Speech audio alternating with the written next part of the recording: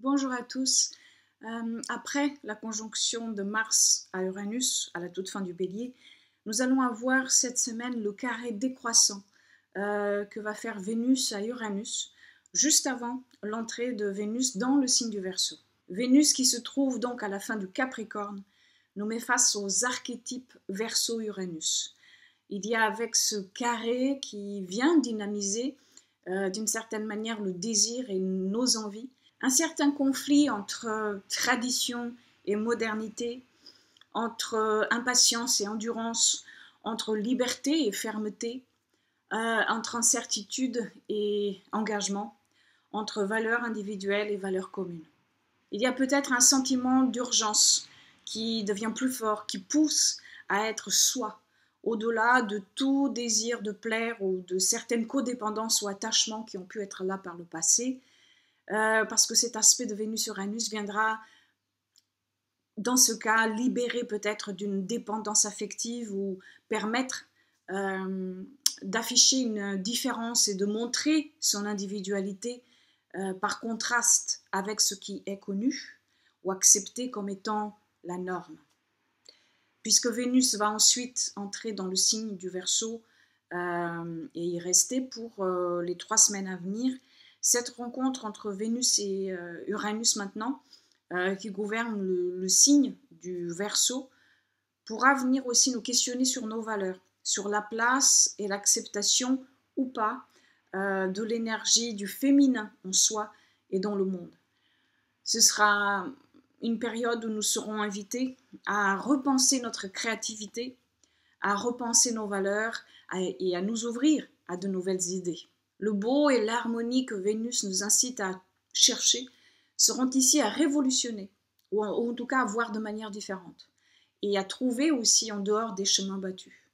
C'est la période idéale pour réinventer sa propre créativité. Comme c'est aussi une semaine de dernier quartier de lune, ce dernier quartier qui va avoir lieu dans le signe du Sagittaire,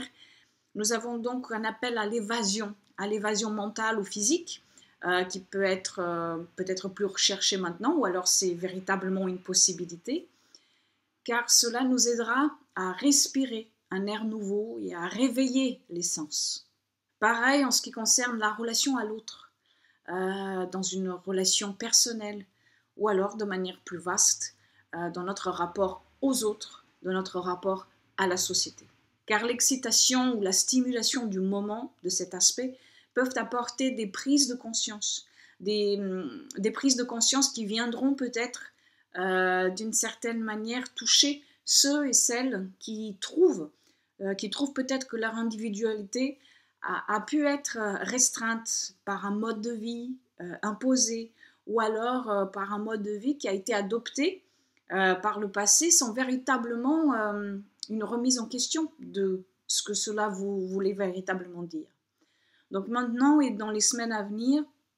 le moment est à l'indépendance ou alors à la nouveauté. Ce qui est dépassé devra être réformé, ce qui alourdit devra s'alléger